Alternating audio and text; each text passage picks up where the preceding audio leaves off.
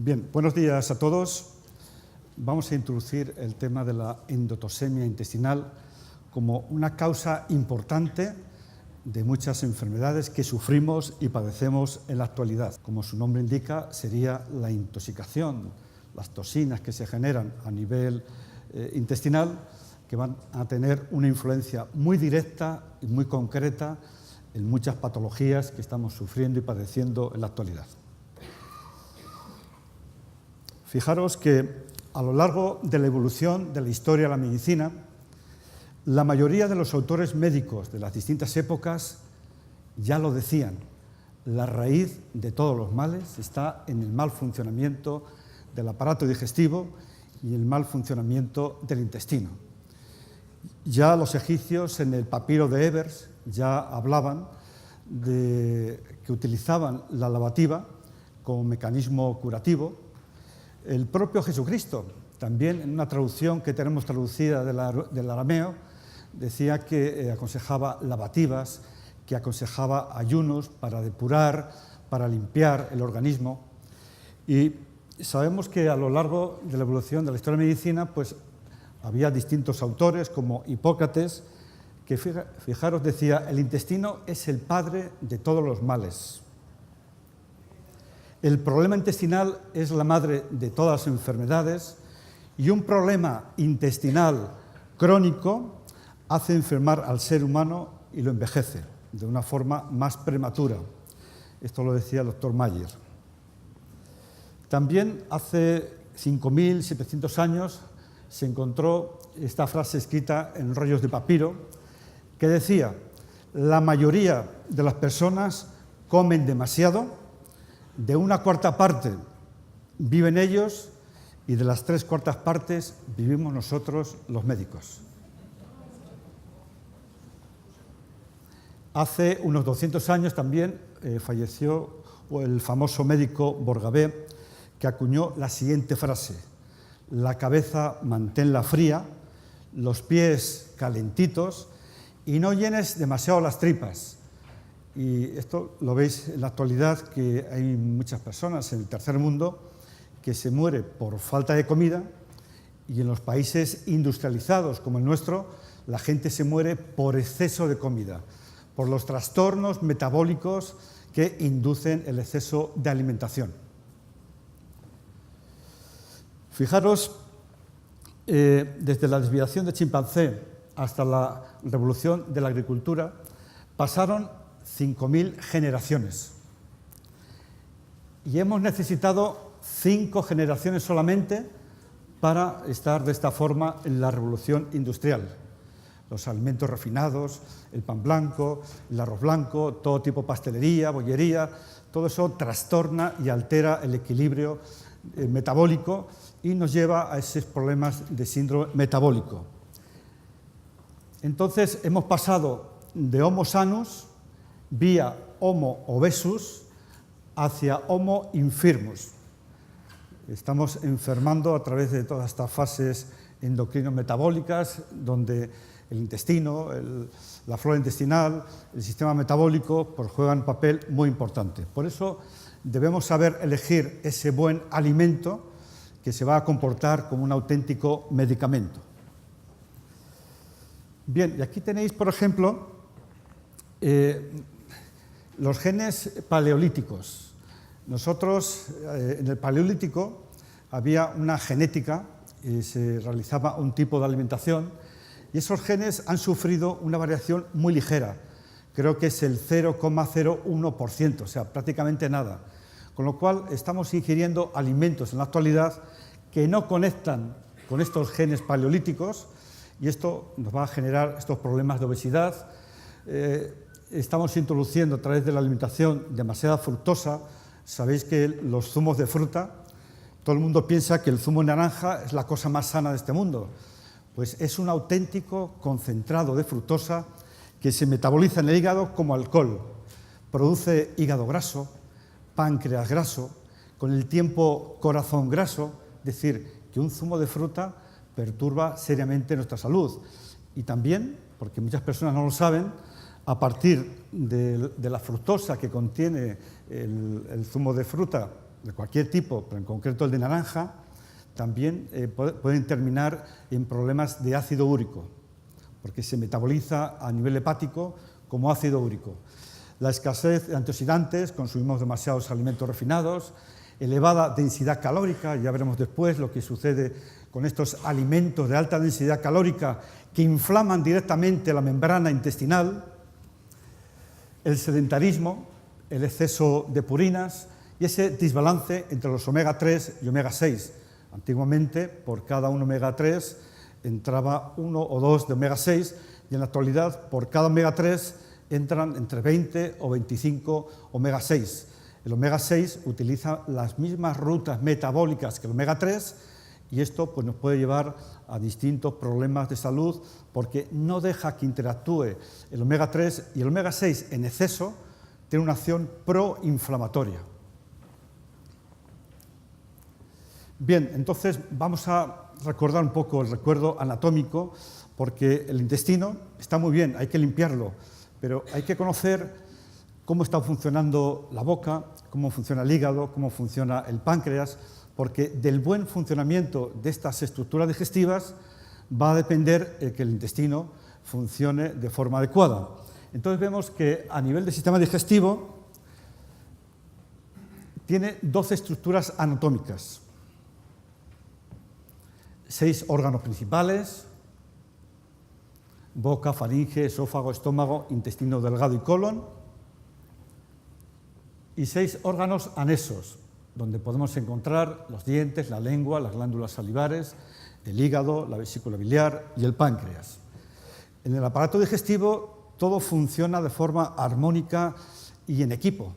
Entonces hay que tener en cuenta a la hora de valorar también los problemas intestinales del colon y del intestino delgado, cómo funcionan en el resto de los órganos, porque van a tener una influencia, como veréis, muy directa y muy concreta en lo que acontece a nivel de la mucosa intestinal. El tubo digestivo o canal alimentario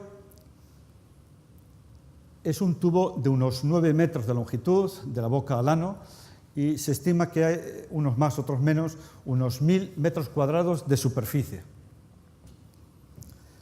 Tiene 6 tareas fisiológicas: masticación, movimiento de brasaje para el peristaltismo intestinal, la digestión, absorción, eliminación. En definitiva, la misión de la digestión es convertir los polímeros, es decir, un filete, que sería un polímero, lo convierte en monómeros, gracias a todo este proceso de digestión desde la boca, hepático, páncreas, intestinal. Y esos monómeros los utiliza como fuente de energía para fabricar el ATP y también para construir después polímeros de nuevo. O sea que nosotros comemos un filete, lo transformamos en aminoácidos, que son las unidades estructurales de las proteínas, y esos aminoácidos después los utilizamos para fabricar también masa muscular, entre otras cosas. Entonces, esa es la función principal de la digestión. Entonces, nos vamos a encontrar que dentro de la función digestiva, que es importantísima para que el intestino reciba el impacto adecuado de todos los nutrientes, para que tengan una buena absorción, desde la boca, el esófago, estómago, intestino delgado, hígado, vesícula biliar. Fijaros, a nivel de la boca podemos llegar a producir hasta 1,5 litros de saliva. Hay personas que comen demasiado deprisa, están muy acelerados, llegan residuos o fragmentos de alimentos mal digeridos a nuestro intestino. Eso provoca fenómenos de fermentación, putrefacción. Eso altera la flora putrefactiva o fermentativa, como veremos después. Entonces vemos que lo que sucede en la boca va a tener influencia directa en nuestro intestino. También la saliva tiene amilasas, o sea que empezamos a realizar la digestión con las enzimas que contiene la saliva. Las lactoferrinas, que son necesarias para la absorción de hierro, maltasas para degradar las maltasas, lisocimas que destruyen también, fijaros, las lisocimas de la saliva ya empiezan a destruir posibles bacterias que pueden entrar contaminando el alimento que consumimos en el día a día. Llega al estómago y aquí vamos a encontrar una digestión mecánica, como ya sabéis, y una digestión química. Y dentro de la digestión química, y esto es muy importante, encontramos los ácidos gástricos, el ácido clorhídrico, la gastrina, la histamina, el factor intrínseco de Castell para la absorción de la vitamina B12. Sabéis que en la actualidad se utilizan inhibidores de la bomba de protones que actúan sobre el factor intrínseco de Castell y no dejan que absorbamos de forma adecuada la vitamina B12. Y veremos que la vitamina B12 participa en la metilación a nivel de la fase 2 del hígado y también se le llama la vitamina del cerebro. Entonces, es muy importante que nuestro estómago tenga una buena digestión, primero mecánica y después química a través de los ácidos y de esta gastrina, de esta histamina, la acetilcolina, las pesinas, que son necesarias para la degradación del alimento. Vemos, por ejemplo, fundamentalmente estos ácidos van a digerir inicialmente las proteínas.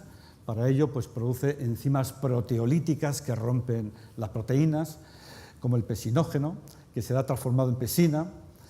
Y también hay que decir que los jugos gástricos ya es una primera línea de defensa contra los microorganismos que pueden entrar desde el exterior. En ese ácido clorhídrico, se destruyen ya muchos microorganismos. Y muy importante, y es que a través del ácido clorhídrico aumentamos la biodisponibilidad de los minerales o vitaminas que ingerimos en el día a día. Es decir, que uno, por ejemplo, cuando toma zinc, imaginaros sulfato de zinc, ese sulfato de zinc no se absorbe como tal. Necesita que el ácido clorhídrico rompa el sulfato, deje el zinc libre y así, de esta forma, podemos absorber directamente el zinc o el calcio o el magnesio o cualquier otro tipo de mineral.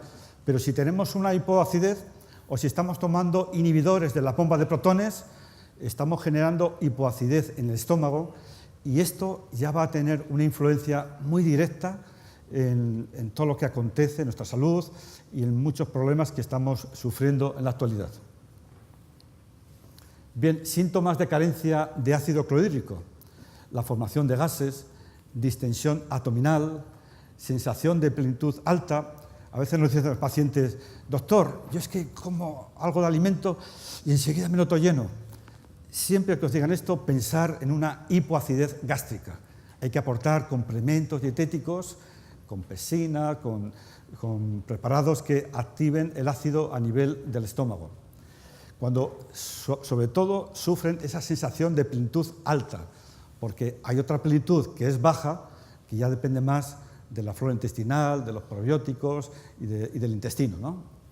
Entonces podemos tener carencias de hierro, de cobre, de manganeso, de zinc, de cualquier mineral, debido a un problema de hipoacidez a nivel estomacal. Son frecuentes también las anemias ferropénicas.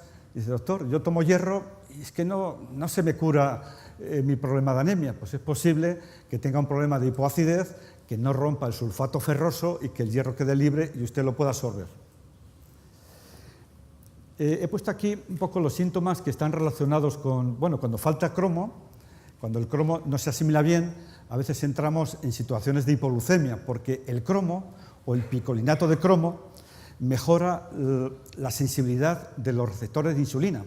Entonces, cuando tenemos carencia de cromo, podemos hacer resistencia a la insulina, tener reacciones hipoglucémicas, y esto nos va a producir esa sensación de impulsividad, a veces por la comida. Pero hay un mineral muy importante que es el zinc, porque participa en unas 400 reacciones bioquímicas en el organismo. Y hay síntomas clínicos de hipoacidez gástrica, como por ejemplo las uñas débiles, la presencia de capilares frágiles, suele ser por carencia de zinc. ¿Se puede apagar esta luz de aquí? No, porque no sé si se ve bien. ¿Se ve bien el rojo? Se ve mal. Bien. Entonces, las típicas uñas con rayitas así en las uñas es típico de carencia de vitaminas del grupo B, capilares en la nariz o en los pómulos, parasitosis o cándida intestinal, porque ha fallado esa primera línea de defensa, que es el ácido que destruía los microorganismos que vienen desde el exterior, fermentaciones excesivas en el tracto digestivo superior, alimentos mal digeridos. Cuando no hay ácido, es muy frecuente cuando se hace la hidroterapia de colon, empezamos a ver, oye, que se ven por ahí restos de alimentos que no se han digerido bien. Una de las causas puede ser esa hipoacidez, otra de las causas, veremos, también puede ser una deficiencia en enzimas digestivas pancreáticas. Fijaros, una deficiencia, por ejemplo, en vitamina B5 nos puede producir estas rayitas que veréis cuando os lleguen los pacientes, revisarle las uñas, ya sabéis que eso es por deficiencia en B5.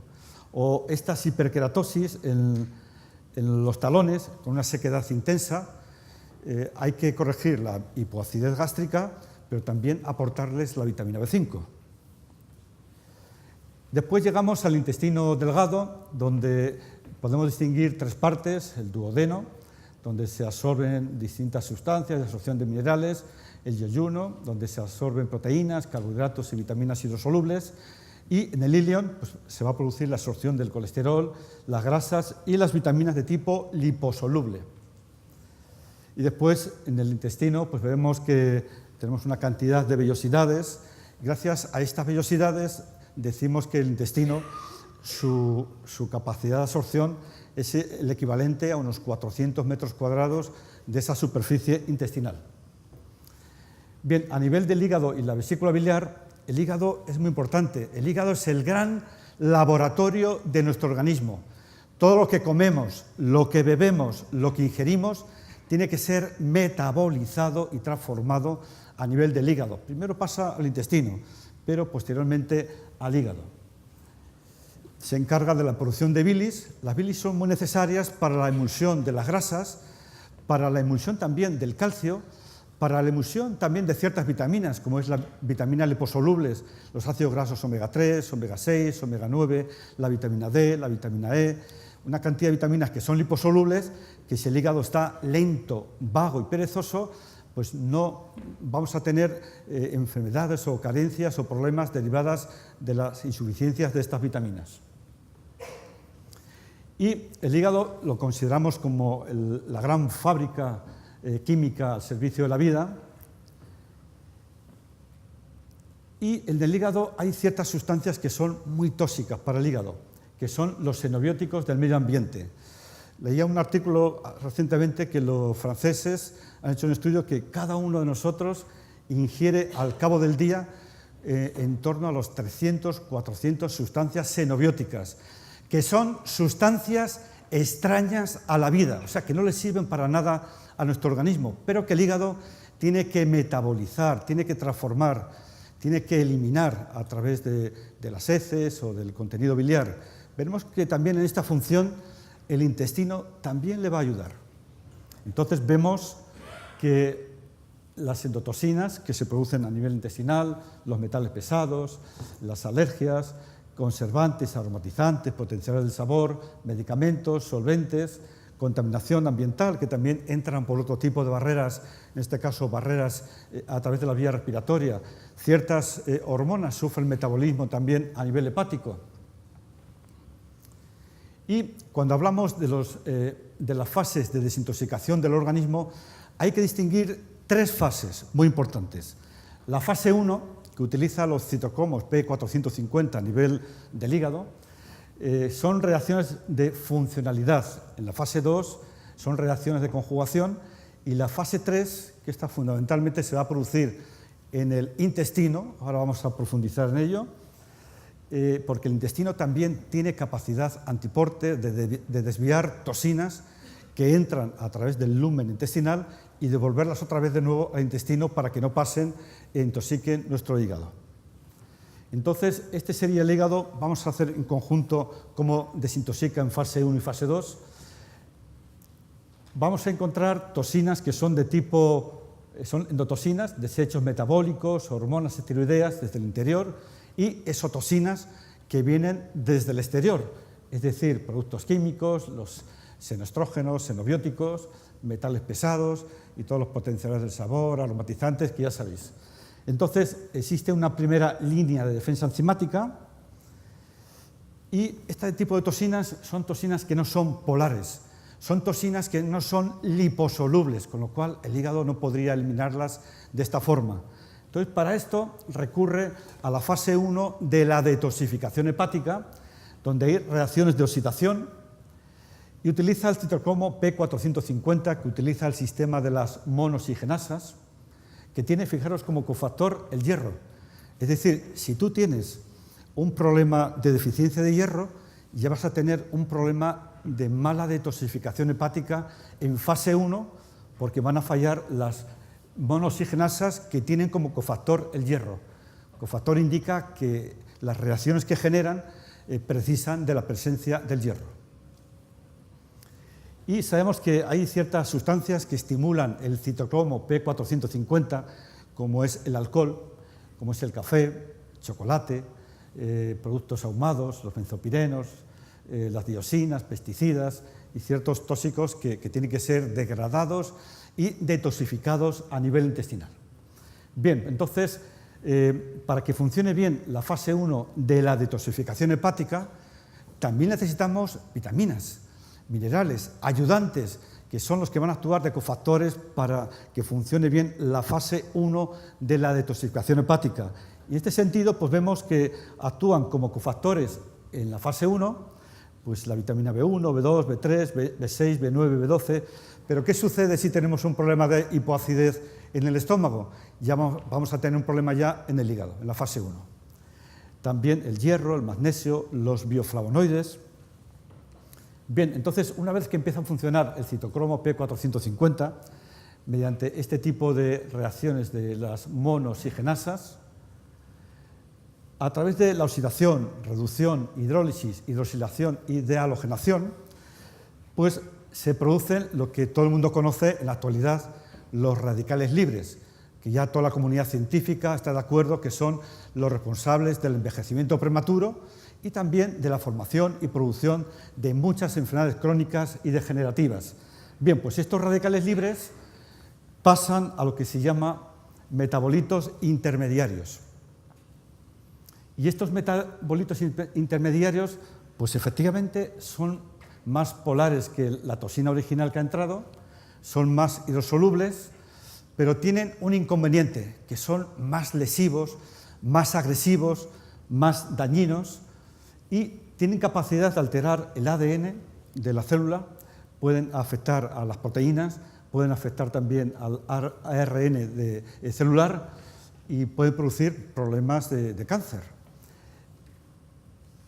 Si alguno de vosotros ha realizado estudios de medicina china, cuando los chinos dicen que hay viento hepático, cuando dicen que es viento hepático, son estos metabolitos intermediarios que simbólicamente se han soltado hacia la circulación externa y han empezado a afectar a distintos tejidos.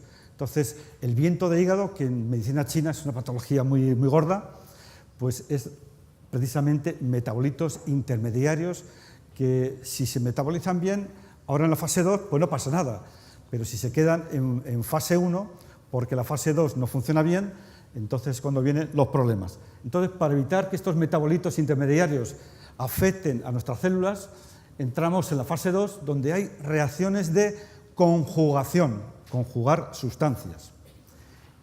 Y utiliza el sistema de las transferasas y a través de procesos de metilación, sulfatación, glucuronización, acetilación, utilizando ciertos aminoácidos como es la glicina, cisteína, taurina, glutamina, pues estos metabolitos intermediarios que son muy lesivos, muy nocivos y muy agresivos, pasan a través de la fase 2 y pueden ser debidamente eliminados a través de la bilis, del intestino, de las heces y a través de la sangre y a través de los riñones y a través de la orina. Si os dais cuenta, aquí he puesto la metilación en negrilla. La metilación es un proceso muy importante donde se metilan nuestras hormonas.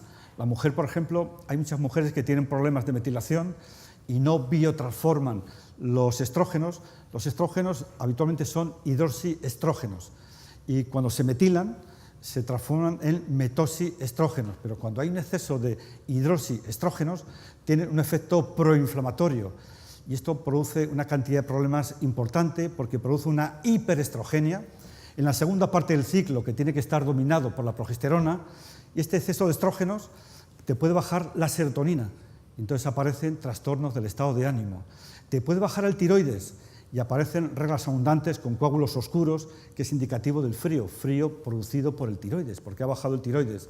Puede producir también ese exceso de estrógenos en la segunda parte del ciclo, dominado por la progesterona, puede producir un aumento de la histamina, y esto produce dolores de cabeza, tensión arterial baja, reglas abundantes, retención de líquidos, todo muchas veces por un fallo en la metilación de esos estrógenos que han aumentado de forma exagerada. Sabéis que los estrógenos tienen 3 rutas metabólicas: la ruta metabólica de la 2-OH, que es una ruta metabólica adecuada y promueve la salud hormonal, pero la 4-H y la 16-OH son rutas metabólicas que se pueden transformar, pueden producir problemas de cáncer en la mujer, en los órganos diana, y entonces a través de la metilación desviamos los estrógenos a través de la 2-OH, que son estrógenos que no afectan directamente a la mujer.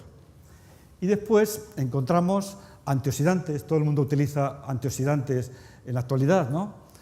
Con los antioxidantes, como es la coenzima Q10, los polifenoles, el resveratrol, los bioflavonoides, la luteína, la cúrcuma, pues podemos también ayudar a nuestro hígado a limpiar estos metabolitos intermediarios que, si la fase 2 está lenta, no ha podido eliminarlos, pues bueno, frenamos esta carga tóxica con este tipo de antioxidantes que limpian, drenan y detoxifican directamente el hígado.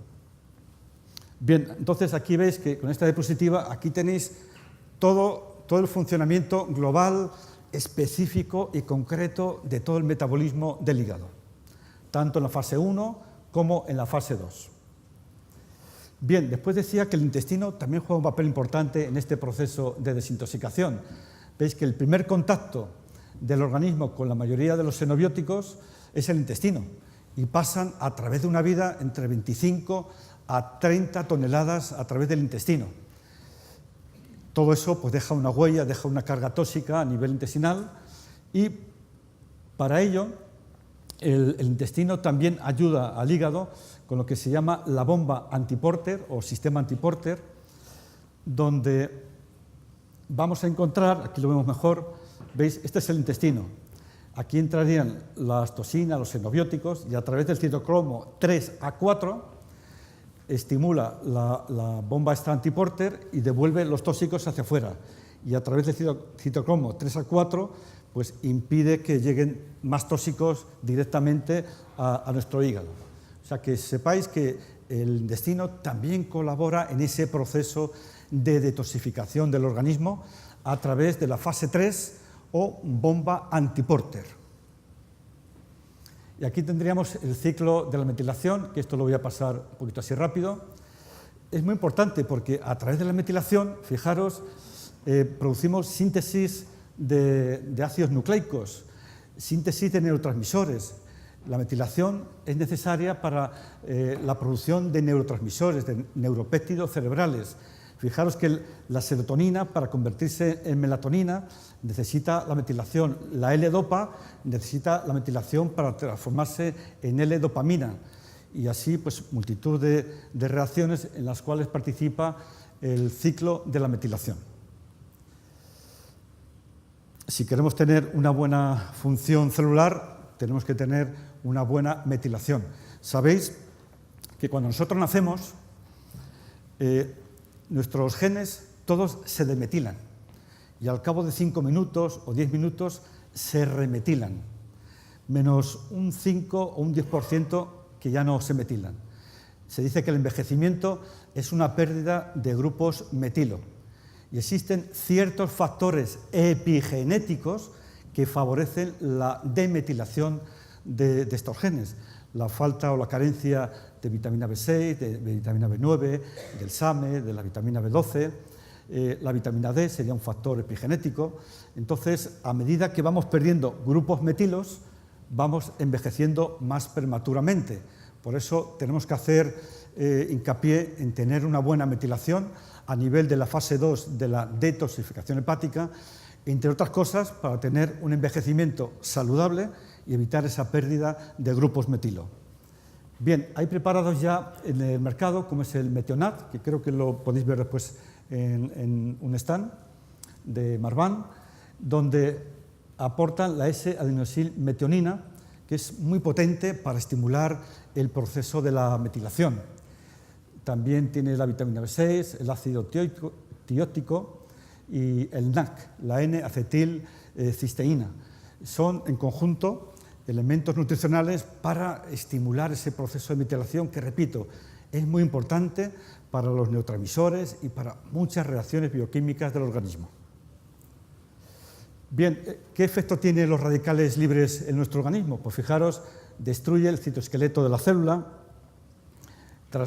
inactiva los transportadores hormonales, acumulación de proteínas oxidadas, inhibe la síntesis de proteínas en los ribosomas, inactiva también las vitaminas, inactiva también enzimas, produce una rigidez en las membranas no solamente celular, sino también mitocondrial, y sobre todo que también los radicales libres van a afectar a la expresión de nuestros genes.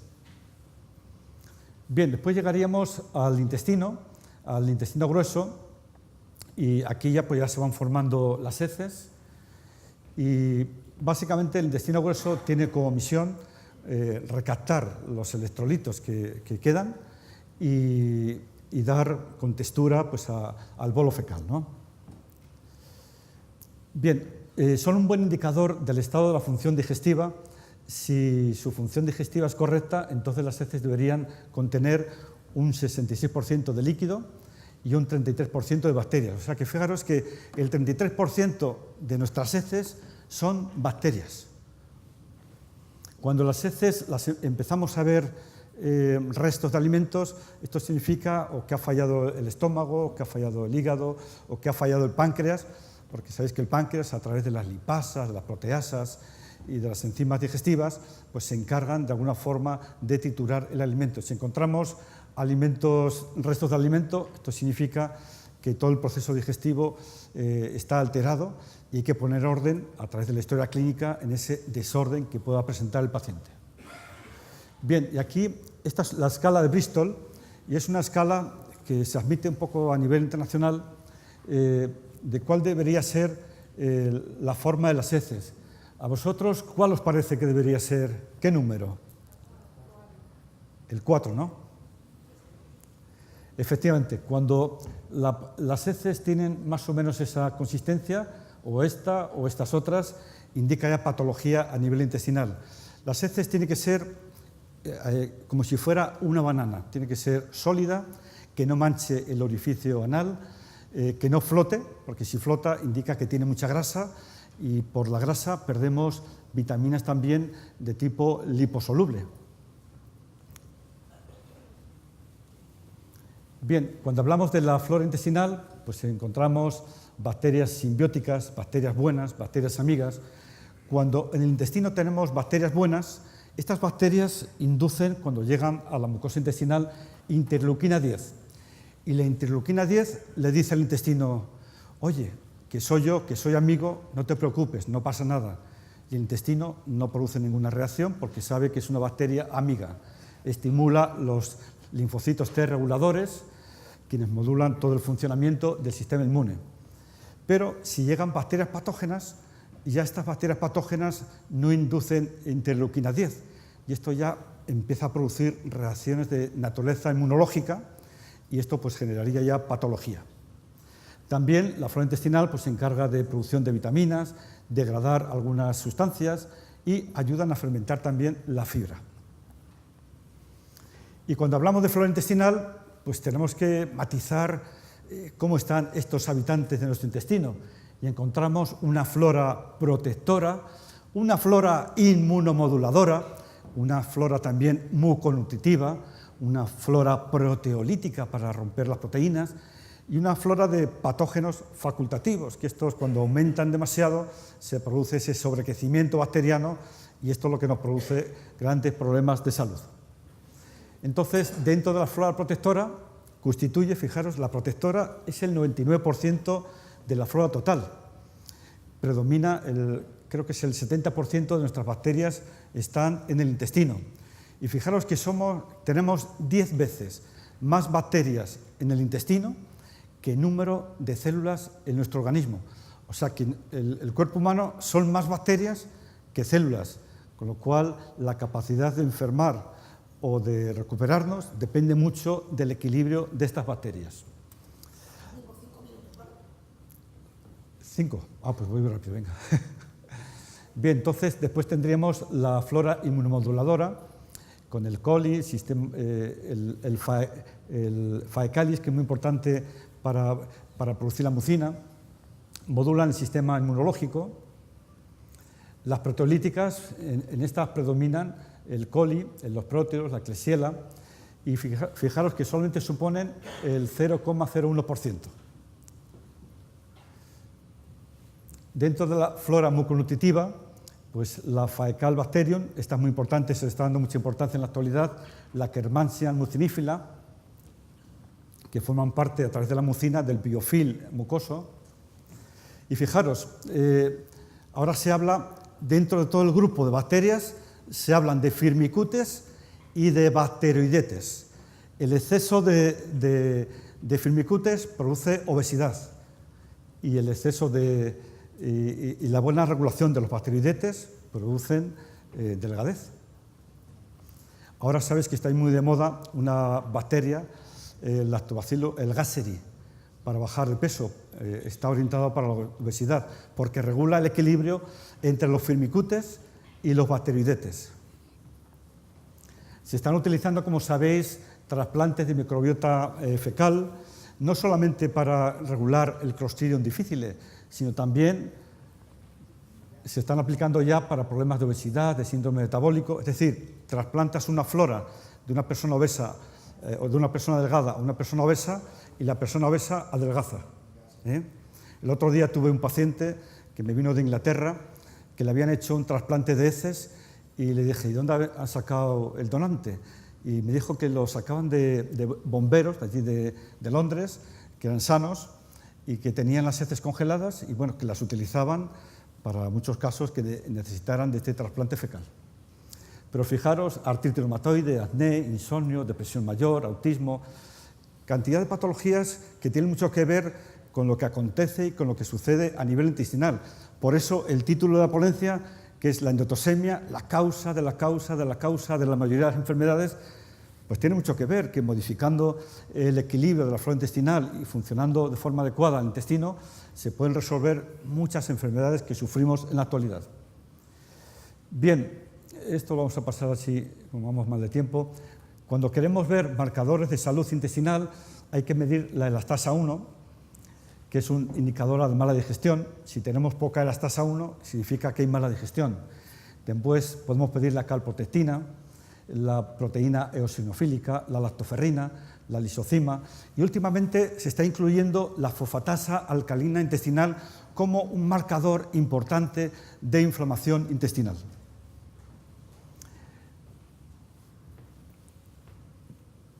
También sabemos que los marcadores del sistema inmune asociado a mucosas, como son produce inmunoglobulina secretora, IgE secretora, y es un marcador de la actividad del sistema inmune común de mucosas. Bien, el páncreas también juega un papel muy importante. Dentro del páncreas, sabéis que está el páncreas endocrino y el páncreas exocrino. El páncreas endocrino está involucrado en la regulación de la insulina y el páncreas exocrino es el que produce pues, las proteasas, las lipasas, las amilasas, que son las enzimas que nos ayudan a digerir los principios inmediatos. Y dentro del páncreas vamos a encontrar células ductales, que son las que producen el bicarbonato, y esto es muy importante porque sabéis que en la actualidad se habla mucho del equilibrio ácido-básico, de dieta alcalina, de esto y lo otro. El zinc es el que regula la anhidrasa carbónica para que podáis producir el bicarbonato, que es la sustancia más potente para que podáis tener una regulación del equilibrio ácido-básico. Entonces vemos aquí que las células ductales, las células acinares, donde se producen las enzimas. Estos serían pues, posibles causas de disfunción, de alteración del páncreas endocrino, y os hago referencia aquí a que el estrés afecta muchísimo al aparato digestivo, el alcohol, el tabaco, pero la fibra de cereales y el exceso de carbohidratos inflama también a nivel intestinal, pero inflama también a nivel del páncreas. Existen lo que se llaman antinutrientes, que son las legumbres, que son inhibidores de proteasa. Fijaros que hay muchas legumbres que son inhibidoras de proteasas. Factores de Coumadin, que son inhibidores de trisina, que se encuentran en las patatas y en la soja. Los síntomas de insuficiencia endocrina del páncreas exocrino pues son heces grasas, heces que se pegan cuando van al servicio. A veces hay una pregunta muy simple, le dices al paciente, ¿usted cuando va al servicio utiliza mucho papel o poco? Y muchos te dicen, no, muy poquito, eso ya sabes que está bien. Pero hay pacientes que te dicen, uy, casi gasto un rollo de papel para limpiarse bien el orificio anal. Esto es porque las heces están muy cargadas de grasa. Entonces, eso tiene que ver con mal funcionamiento del páncreas, que no produce suficientes lipasos. También hay cierto tipo de cefaleas pancreáticas que comes y rápidamente te duele la cabeza. Sospechar siempre que es un problema de páncreas. Si tienes un dolor de cabeza después de 6 horas de haber comido, sospechar más en el hígado. Bien, estas son cosas que vamos a ir pasando. El tema del zinc. Fijaros, el 75% del zinc que ingerimos en el día a día, bien por vía alimentaria o bien por vía de complemento dietético, el 75% se va a utilizar en la activación de la anhidrasa carbónica. Por lo tanto, podemos decir que si queréis regular el equilibrio ácido básico, tenéis que dar zinc. Simplemente dando zinc estimuláis la anhidrasa carbónica, produce bicarbonato y esto regula el equilibrio ácido básico. El zinc es muy importante porque participa en multitud de reacciones bioquímicas en el organismo. Fijaros, primero regula la anhidrasa carbónica, que es la que regula el pH. Si no tienes zinc, olvídate de dar citratos y olvídate de dar lo que sea, porque el zinc produce bicarbonato a través de la anhidrasa carbónica, produce bicarbonato y regula el equilibrio ácido básico. Pero también puede afectar a la conexión de los hemisferios cerebrales a través del cuerpo calloso. Y muy importante, el zinc es el único mineral que llega a los telómeros. Hay muchos antioxidantes que llegan directamente al telómero, que sabéis que son unas estructuras que están en los cromosomas, en la parte corta de los brazos cortos de los cromosomas, y cada vez que se divide el telómero, pues se va acortando. Pues el zinc es un protector de los telómeros. Y saben ustedes, hay una sustancia que es muy rica en zinc, y el líquido espermático es muy rico en zinc. Es un zinc muy biodisponible y por eso cuando se mantiene relaciones sexuales, la mujer rejuvenece, que regula los telómeros, y el hombre envejece porque pierde muchísimo zinc. Entonces, cuidado con el zinc si queréis regular bien el equilibrio ácido básico y si no queréis envejecer. Bien, hay muchos más datos del páncreas, pero vamos a pasar esto. Esto es importante, los antinutrientes. Las legumbres son inhibidores de proteasas. Sabéis que las legumbres tienen saponinas, y las saponinas, he traído una positiva que no sé si me dejará ponerla. La patata también bloquea las proteasas, las lipasas y las amilasas. El omeprazol, que es pancreotóxico. El sobreentrenamiento produce también cierto estado transitorio isquémico a nivel del intestino y aumenta la porosidad intestinal. Recordar que los cereales frenan la actividad del páncreas, las lentejas y patatas producen hipertrofia también del páncreas.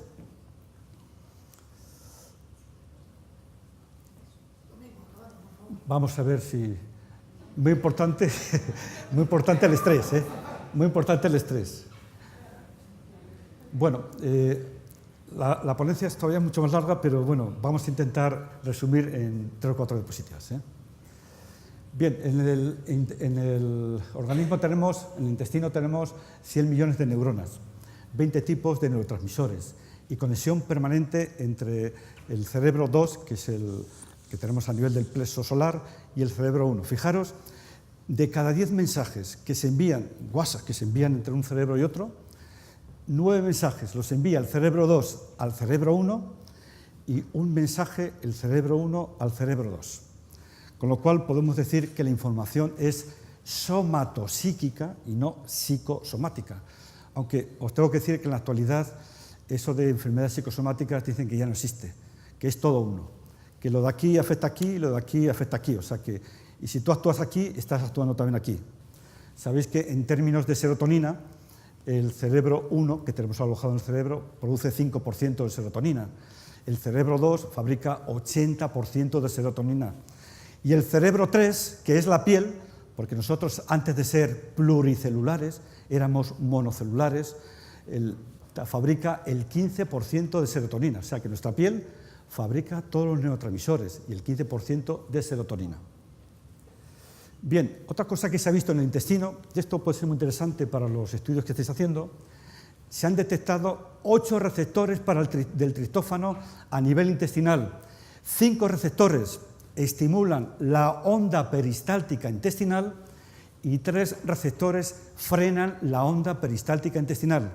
Por eso el triptófano sabéis que entra a través de los alimentos, de las proteínas, pero muchas veces consumimos grandes cantidades de alimentos refinados que aportan muchas y muchas calorías, pocos nutrientes, y uno de los nutrientes que podemos tener deficitario es el triptófano. Pero el triptófano, para que se convierta en serotonina, necesitamos tener la vitamina D entre 40 y 60 nanogramos mililitro, porque a través de otro tipo de receptores, el triptófano a nivel cerebral se transforma en serotonina y a nivel del intestino, en otro tipo de receptores, se transforma también en serotonina. Entonces, ojo, buenos niveles de vitamina D son importantes también para el funcionamiento intestinal.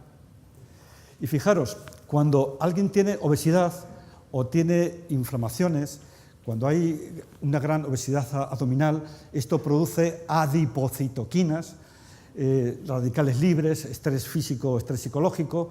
Esto va a estimular la IDO, que es la indolamina 2,3 oxigenasa, que es un degradador ultrarrápido del triptófano. ¿Y qué sucede? Que ante este tipo de situaciones de obesidad, síndrome metabólico, inflamación de bajo grado, estrés, el triptófano, en lugar de pasar a serotonina y posteriormente a melatonina, pues ¿qué sucede? Que se va por esta vía, a través de esta enzima, y dejamos de producir serotonina. Y una de las causas que puede afectar al intestino, a esos 8 receptores del triptófano a nivel intestinal, puede ser este tipo de situaciones inflamatorias que no dejan que el triptófano llegue a su sitio. Bueno, pues casi termino con este. Se dice siempre que el intestino es el basurero de la porquería y es el basurero también de las emociones. Entonces, sabemos que el estrés emocional, el miedo, la cólera, la ansiedad, la frustración, el resentimiento, todo esto produce un aumento del tono simpático, una simpaticotonía, y se produce una parasimpaticotonía. Sabéis que en el aparato digestivo el simpático frena y el parasimpático activa. Y esto tiene como consecuencias que aumenta la noradrenalina, que es el neuromensajero del simpático, baja la acetilcolina. Esto produce una bajada del peristaltismo intestinal, con lo cual nos lleva a estreñimiento, bajan las secreciones, se altera el proceso de digestión, empezamos con fermentaciones ácidas, putrefacción alcalina, disbiosis, y todo esto nos lleva a un problema de estreñimiento.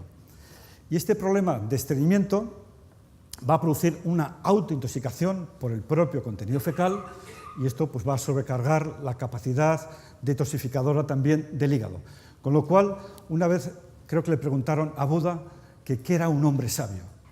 Y Buda respondió que un hombre sabio es un hombre que tiene en perfectas condiciones de funcionamiento el aparato digestivo y el intestino. Con lo cual, yo creo que estamos en la onda los que nos dedicamos a la medicina integrativa, cuidando la alimentación, la nutrición, la hidroterapia de colon para detoxificar en profundidad esos restos tóxicos que se van incrustando a lo largo de nuestra vida, y con eso pues, podemos recuperar de una forma muy sensible la salud de las personas. Como veo que estoy mal de tiempo, hay una cosa que es muy novedosa. No sé si queréis que os lo cuente. Hay una cosa muy novedosa. Muy novedosa porque se ha visto, no sé si habéis oído el concepto de quorum sensi. ¿Habéis oído hablar lo que es quorum sensi? Bueno, vamos a pasar entonces Voy a pasarme unas cuantas y... Sabéis que existe lo que se llama el sistema inmune común de mucosas.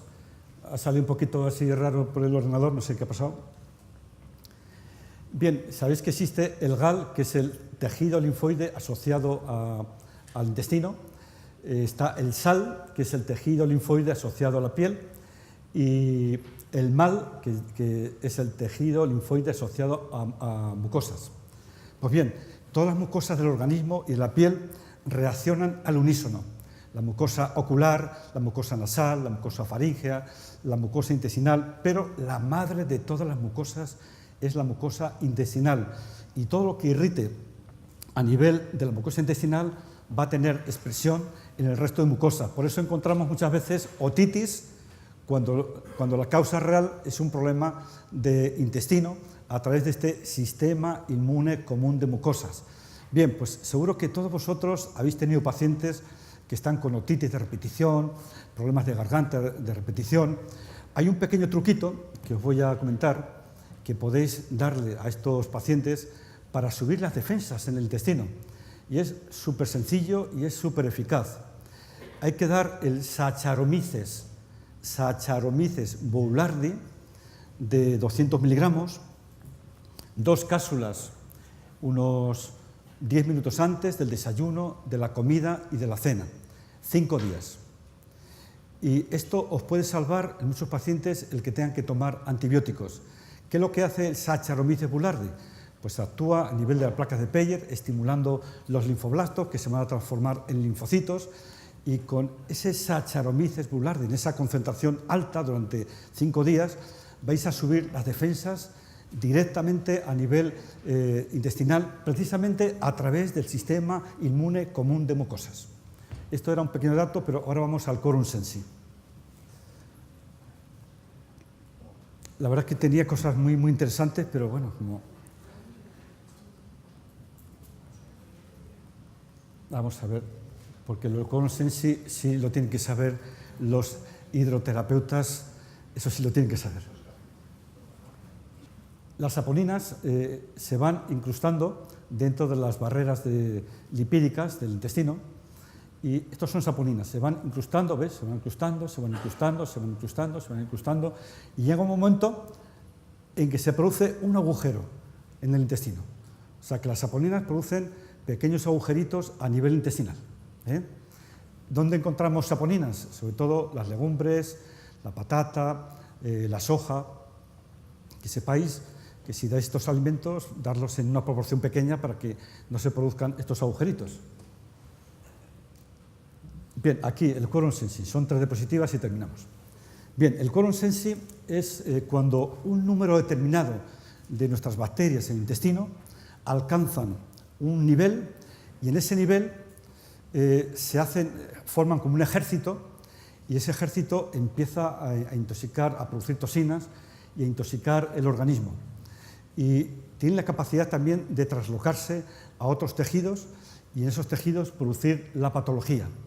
Como hemos dicho antes, que el 70% de las bacterias las tenemos en el intestino grueso, cuando nosotros hacemos hidroterapia de colon, estamos eliminando, estamos suprimiendo estas bacterias patógenas que están formando ese quorum sensi, que veréis en los próximos años vais a oír mucho hablar de este tema.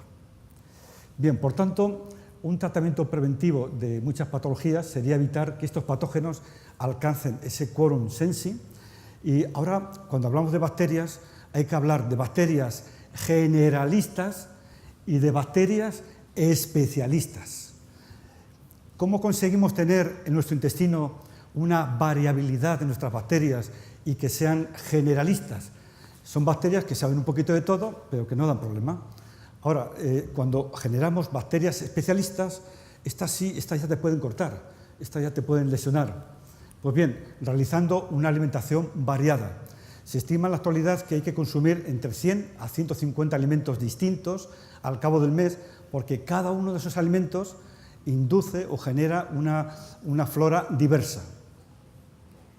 Entonces, la flora generalista son bacterias que saben hacer muchas cosas, la especialista saben hacer muy pocas cosas, y deberíamos ingerir en torno a los 150 nutrientes. Bien, lo que se ha visto, que para generar flora generalista, se ha visto que es carne y pescado dependiente. O sea, que para generar una flora diversa y no llegar al quorum sensi, que es el que va a producir la patología, hay que comer también algo de carne o algo también de pescado para hacer esa flora diversa. Y fijaros, los Huza tienen una variabilidad muy alta de flora bacteriana, los Malawi también, los Burkina Faso también. Los italianos ya empiezan a reducir, los americanos ya tienen menos variabilidad y en el Reino Unido muchísimo menos. Y ya por último quedamos en el Parkinson, que esta es muy importante. Fijaros, el Parkinson se empieza a producir entre los 10 o 15 años de edad y se produce porque un grupo de bacterias que alcanzan el quorum sensi empieza a producir una proteína que se llama alfa-sinucleína. Y esta alfa-sinucleína llega al cerebro por la porosidad intestinal, por la permeabilidad intestinal, afectando directamente al sistema dopaminérgico. Y esto es lo que va a empezar a producir el problema de Parkinson. Entonces, fijaros, se piensa que realizando la hidroterapia de colon, reponiendo la flora intestinal, limpiando bien el intestino, esta patología puede ser reversible. Con lo cual, todo paciente que negáis de Parkinson, hidroterapia de colon, porque le estáis quitando la alfa-sinucleína, que es la proteína responsable del Parkinson.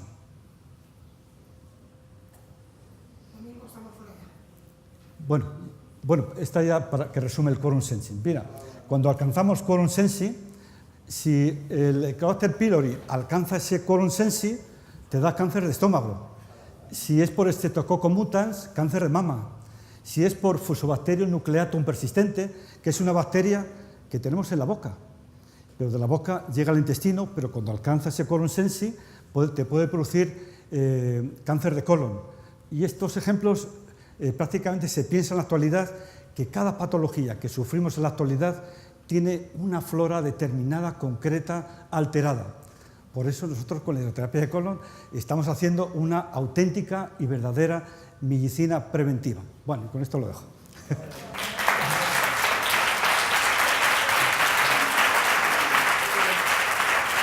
Muchas gracias.